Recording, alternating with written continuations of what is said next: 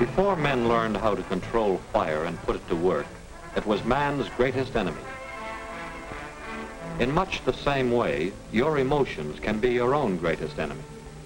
Or under control, your emotions can make you healthier and happier and improve the lives of people around you. I think of fire in connection with emotions because when you become stirred up, when your emotions control your actions, it affects not only yourself, but the people around you. Psychologists find that control of emotions can be gained by understanding the stimulus-response pattern. When you have certain experiences, you respond with various emotions. Stimulus-response. Just as this sort of stimulus produces this sort of involuntary muscular response. Well, that's a rather simplified suggestion of a complex mental process, but you get the idea. Cause, effect. Nature endows us at birth with three general patterns of emotional response.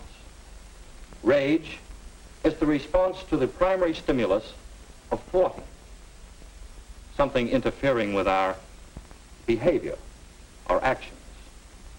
Fear is the response to loud noises or loss of support. And the emotional response to love is usually the result of a show of affection or favors. And these seem to be the emotions with which we start life. Then as we grow up, many everyday things and social situations become associated with these primary stimuli, partly by a process called conditioning. And so many things and people cause us to respond emotionally. And in general, that's good, for there are many factors involved in a personality. And a balance of emotions is important to a well-rounded personality. But emotions out of control, well, let's take a look at a slice of everyday life to understand how some stimuli can bring about various emotional responses. What might happen to you, or to me, or to Jeffrey Moore? Jeff is an ordinary and healthy and well-balanced young fellow. He usually gets along well with people. And on this particular Friday afternoon, Jeff and his pals are discussing a big triple date tonight. My dad's going to let me have the car tonight. Oh, the car? That's super. That sounds swell, Jeff, but, well, I don't know if I'll be able to go. I got quite a headache. Got a headache, huh? Yeah. Well, how about letting Jeff, the old soda jerk, fix you up a snappy seltzer? Okay.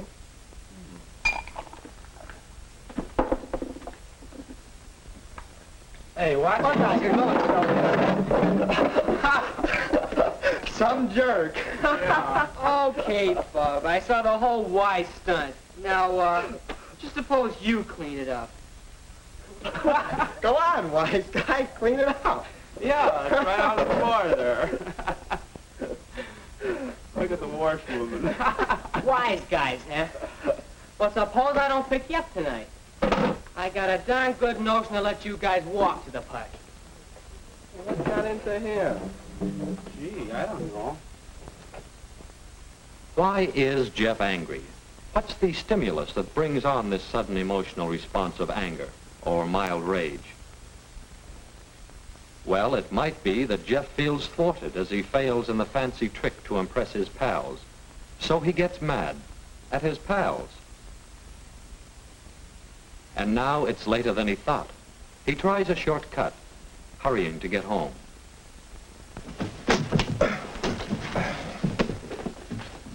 Great Scott, who in the world left that there? What a time to water the lawn. Shortcuts often lead to trouble, and thus loss of emotional control. You've heard, Haste makes waste. Jeff is frustrated by the sprinkler, but he asked for it. Of course, Jeff's going to get the car ready for the party tonight. He wouldn't really miss a chance to impress the gang.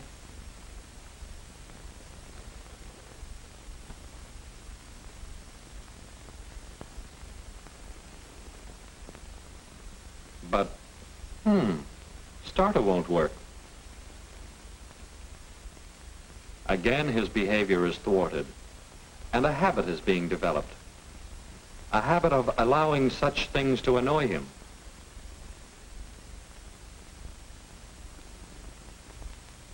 Jeff's losing control of himself. His thinking is becoming muddled, and he's careless in his actions. The madder he gets, the worse it becomes. Did you ever hear anyone say, "I was so mad I couldn't see straight"? Severe emotional stress often decreases efficiency. See what I mean? And of course, it's the fault of the wrench. This is called projection. He's projecting the blame to the wrench. Well, we've seen Jeff lose control of himself in rage. Let's see how the rest of the family is doing.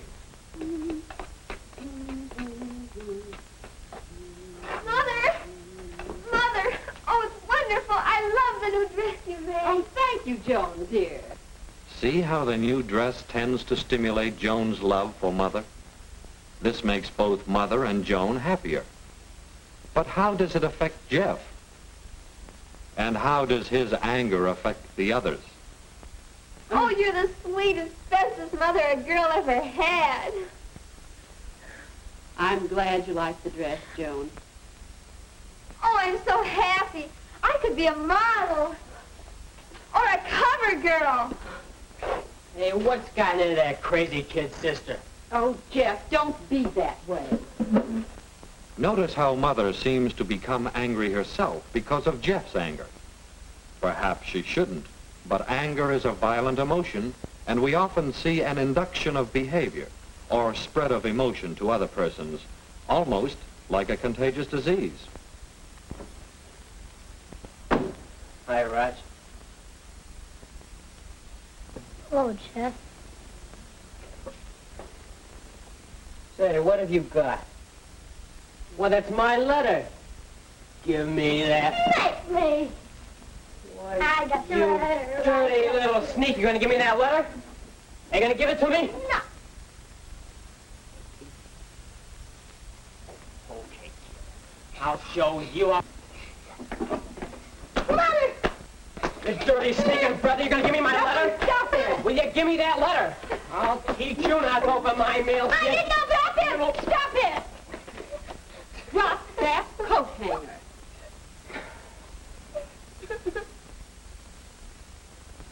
Sometimes rage, fear, and love are aroused together at the same time. Mother's love of her children and her fear for Roger's safety were mixed with anger, almost rage, at both boys for the part they played in the flare-up. Of course, Jeffrey's family didn't realize that he had been exposed to one irritating situation after another, an accumulation of stimuli which brought about an abnormally strong response. And what did this do to Jeff, this sort of uncontrolled emotional outburst? Well, he regrets some of the things he said, but he can't unsay them. He's tired. That feeling of fatigue may spoil a good time on his date tonight. And if this sort of flare-up is repeated often, it might lead to a permanently warped personality. What could Jeff do to keep better control? Well, we say he could, 1, eliminate the stimulus, 2, modify the stimulus, or 3, modify the response. With these 3 ideas in mind, let's examine Jeff's episode again.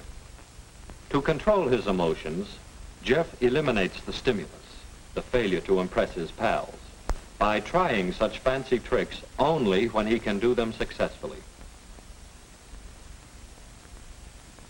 But sometimes the trick fails. There are many times when you can't eliminate the stimulus. Try to modify the stimulus. Standing off and looking at himself, Jeff realizes that a slip like that won't really hurt his standing with the gang. Taking it all lightly as a good sport, Jeff impresses the gang a lot more than if he gets angry over such a little thing. It helps to recognize and understand the emotional patterns. Then it's easier to eliminate or modify the stimulus. And there's another, even more valuable way to control your emotions. Modify the response. Rather than get in the habit of getting angry, Jeff can substitute. He can modify his response by seeing the humor in the situation. What good does it do to get angry about this?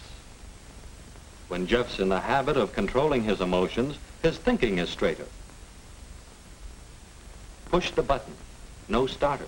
Let's see. Pull the light switch. No light. That means something. Reason it out. No horn either.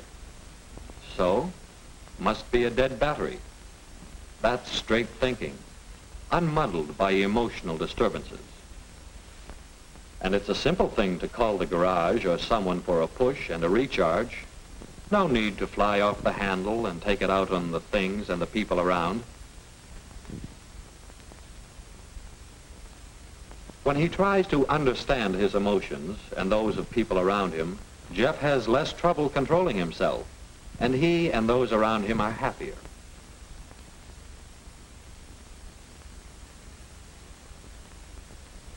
The more he exercises control of his emotional behavior, the easier it becomes to meet the next situation without losing control.